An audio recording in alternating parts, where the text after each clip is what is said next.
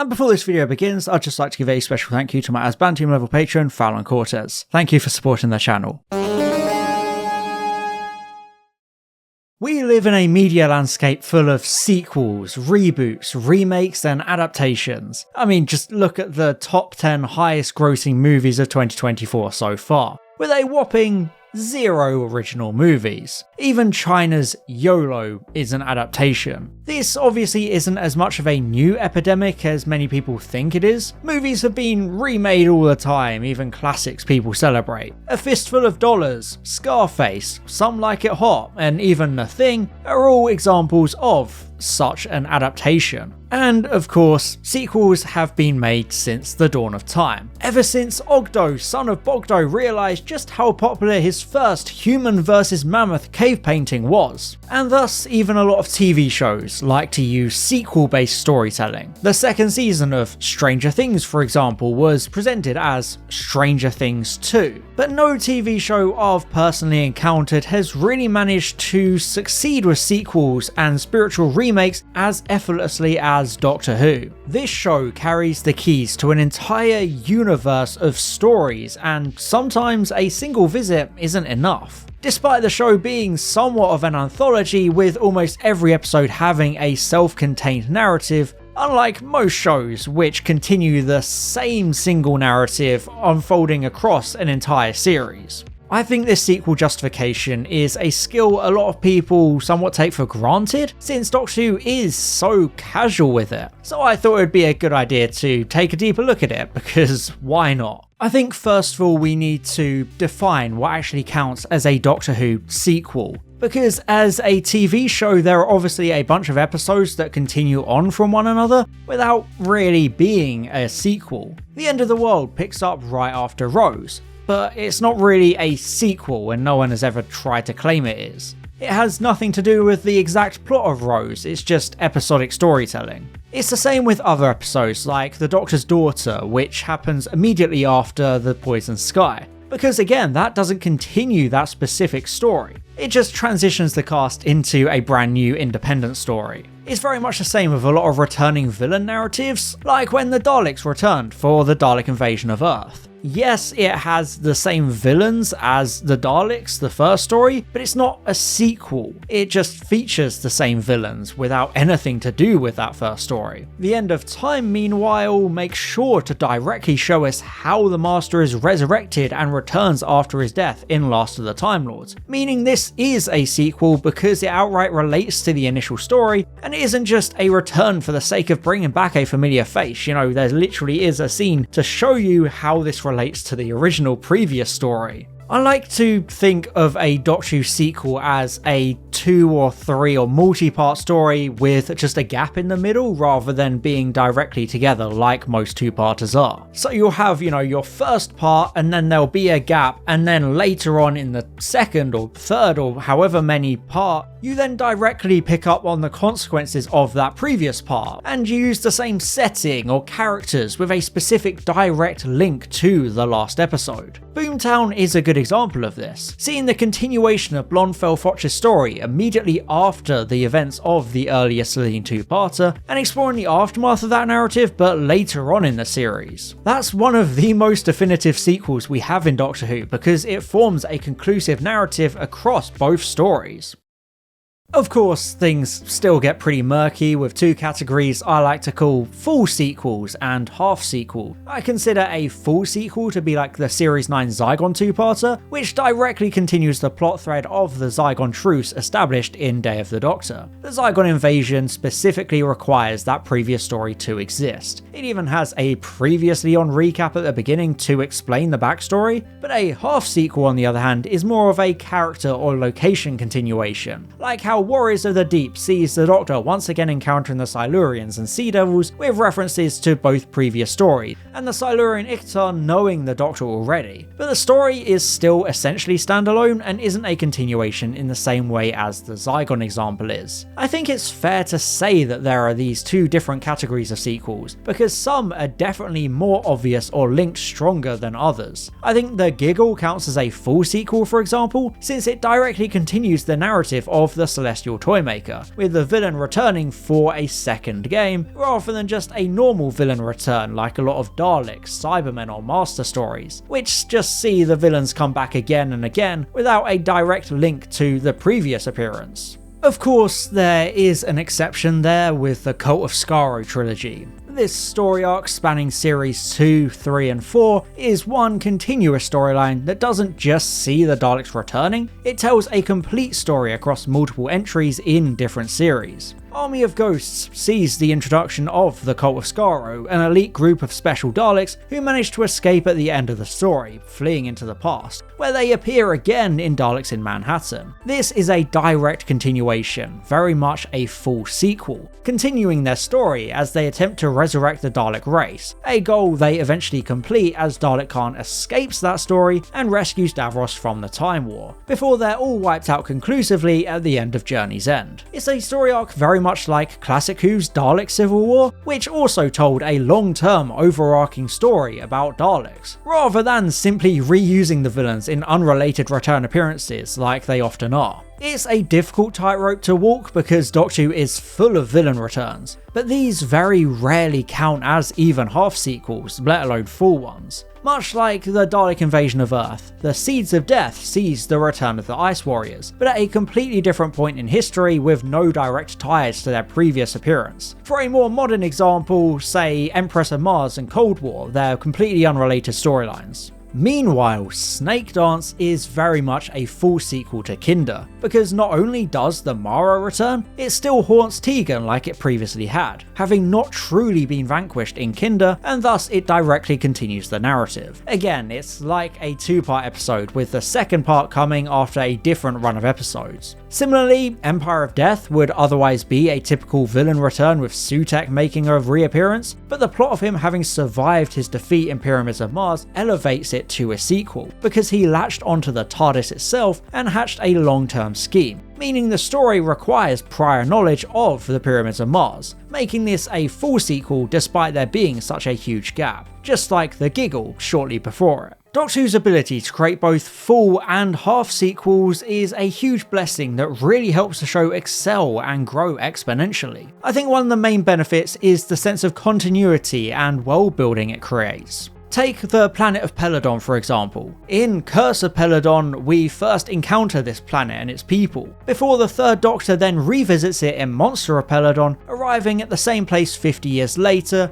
and exploring the long-term consequences and effects of the previous story. It creates a very good feeling of a connected, lived-in world where things can change and be affected by the Doctor's actions. The best example of this specific scenario is of course Bad Wolf and Passing of the Ways, picking up 100 years after the events of The Long Game. Seeing a return to the same setting as we find out the Doctor's previous heroics actually paved the way for the events of this new story. With Doctor Who's usual anthology-like nature, settings and characters are pretty often just ignored the moment the credits roll, despite there being clear long-term consequences no matter the outcome of the crisis. By using sequel storytelling to revisit those places or events afterwards, it allows for a really fantastic sense of cohesion and connectivity within the fabric of the show and its universe, because events actually matter. It's like how Attack of the Cybermen follows a group of Cybermen trying to prevent the destruction of Mondas all the way back in the 10th planet, since the destruction of their homeworld would obviously have a significant impact within the universe of the show.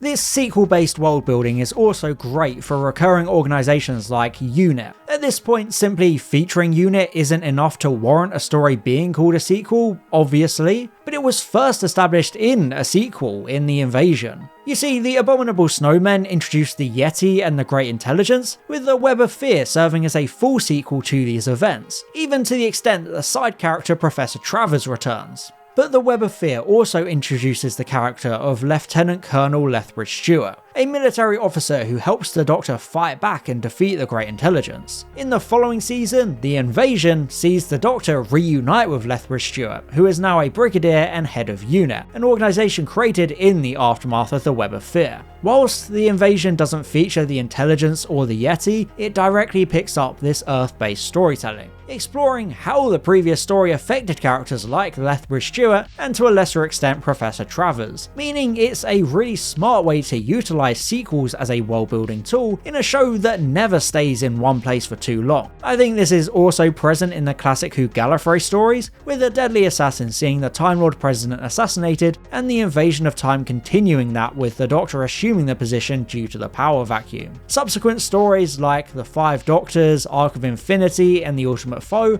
all continue this presidential subplot, even if they aren't actual sequels, so it continues to show how the world building of the show is helped so much by storylines like these. Hell, there's even something similar in New Who, with Harriet Jones's rise and fall and how that led to the Master's election as Prime Minister. It just all connects together so well to form a rich tapestry of cohesion and continuation. And the best thing is this style of storytelling isn't limited to the show itself. It also thrives on other platforms too to further the sense of a universe-wide storytelling. Just look at how The Sarah Jane Adventures uses its nature as a spin-off to continue stories within the main show. The Last Sontaran is a full sequel to The Poison Sky, despite it being in a completely different TV show, because it tells the story of a soul-surviving Sontaran from that storyline, seeing how the Earth-based protagonists have to deal with the aftermath of a Doctor Who episode. But the true advantage of this kind of interconnectivity is the non-TV stuff. Audio dramas, books, and comics are absolutely full of these kinds of sequels and continuations, to the extent that there's even an upcoming dedicated book planned for next year, which is a collection of short stories from the moments right after the credits roll on a number of episodes. The Return of Robin Hood is a great example of a book sequel, seeing the fourth Doctor meet Robin Hood in the aftermath of Robot of Sherwood, making it both a sequel and a prequel in a weird timey-wimey way. And then you have stuff like The Widow's Curse, which is a direct sequel exploring the consequences of the Christmas invasion on the Sycorax species. And lastly, there are official licensed continuations made by BBV and Real Time, like the movie Downtime, which continued the story of the Great Intelligence, a sequel to The Web of Fear featuring familiar faces and even introducing Kate Stewart. But by far, the most common home for sequels is, of course, The Land of Big Finish, which has countless sequel stories and even entire spin-offs as sequels. Cradle of the Snake continues the Mara storyline, Torchwood's Night of the Fendal is a direct sequel to Image of the Fendal, and of course you have stories like The Boy That Time Forgot, which is a sequel to Earthshock, and Robophobia, a sequel to The Robots of Death, and eventually the start of an entire spin-off in its own right focusing on Caldor. Because what's the point of having all these different platforms and not using them to continue or conclude the stories of the main show? It's what expanded media should be used for. At least sometimes. You obviously still have to have a lot of originality in there. Despite Doctor Who having this incredible ability at crafting sequels and returning to past settings, characters and plot threads, there are still a lot of stories that desperately need revisiting, yet still haven't had such a revisitation. I've made an entire video about this before, but three main examples are Sleep No More, Mummy on the Orient Express and Power of Three, which all seemed to be setting up big plot threads that, to this day, still remain unresolved. Like I said, I've made an entire video about this before, so I'll keep it brief, but each of these stories ended with the implication that a wider story was being told. Power of Three heavily teased something named The Tally, with the villainous Shakri of that episode simply being a hologram, so they weren't truly defeated. Mummy on the Orient Express ended with the Doctor questioning who the evil Gus was, and Sleep No More featured a cliffhanger in which the Morbius virus was being spread after all and the Doctor still needed to go and stop it. Interestingly, those last two stories were actually supposed to have follow-up episodes in Series 10. Mark Gatiss has gone on record to say he was originally going to write a Sleep No More sequel/prequel, but instead went with Empress of Mars. And Toby Whithouse initially hoped to make Gus the villain of Oxygen, but those plans also changed. Unfortunately, this has been a recurring thing for the show, with lots of stories facing similarly unresolved cliffhangers or plot threads that never got picked back up. But even though it's a bit annoying to never know what happened next, it's another strength of the show that we don't need to know. There are all sorts of adventures that we've never been privy to, be that Jim the Fish, the Woolly Rebellion, or countless other examples that are name dropped. The Doctor has lived for thousands and thousands of years, so we only see a small selection of their adventures, like we're being dropped into moments of their life. Therefore, it's understandable that we won't always be able to see these continuations. Sometimes it is better left unsaid, highlighting this expansive and lived-in world because we don't get to see everything all the time. And it's not even like being unresolved affects the quality of the majority of stories, because Mummy on the Orient Express still remains an all-time classic on its own merit. But part of the magic of Doctor Who is how it can revisit these stories at literally any point because of its nature as a time travel show. Unlike most other TV series which have to adhere to a strict linear structure and therefore have to relatively quickly follow up on stories, Doctor Who can take as long as it wants, like with The Giggle. Of course, the show does like to quickly follow up with sequels, like Army of Ghosts, which acts as a sequel to Rise of the Cybermen in that same series, or Closing Time and Face the Raven, which are both half sequels due to the returns of side characters from the series before. But this just further proves the flexibility of the show's format, because it can easily do both without needing much justification for how and why. And the ultimate benefit is, of course, prequels. Once again, due to the ability to time travel, we're able to see the past, like travelling back to the creation of the Daleks in Genesis of the Daleks. The Snowmen is a prequel to The Abominable Snowmen and Web of Fear, with the Doctor unintentionally giving the Great Intelligence the idea to target the London Underground. And in the same vein, Empress of Mars is a prequel of sorts to Curse of Peladon, explaining how the Ice Warriors came to meet Alpha Centauri and become part of the Galactic Federation, setting up the Ice Warrior presence in both Peladon stories. It's just such a great way to enrich storytelling and world building across the entire spectrum of time. And again, it is something very unique to Doctor Who, because no other shows have this level of freedom without completely changing things. Game of Thrones needed mysterious Greenseer Bloodraven powers just to show a few contextual flashbacks, with any actual past storytelling requiring entire different spin-off shows like House of the Dragon. Doctor Who is really privileged and special in that regard, and I really feel like it should be appreciated much more, because very few other shows can just rock up one day and go, hey yeah, you see this episode? Yeah, it's a sequel to one from 30 years ago. You don't care? It's cool, isn't it?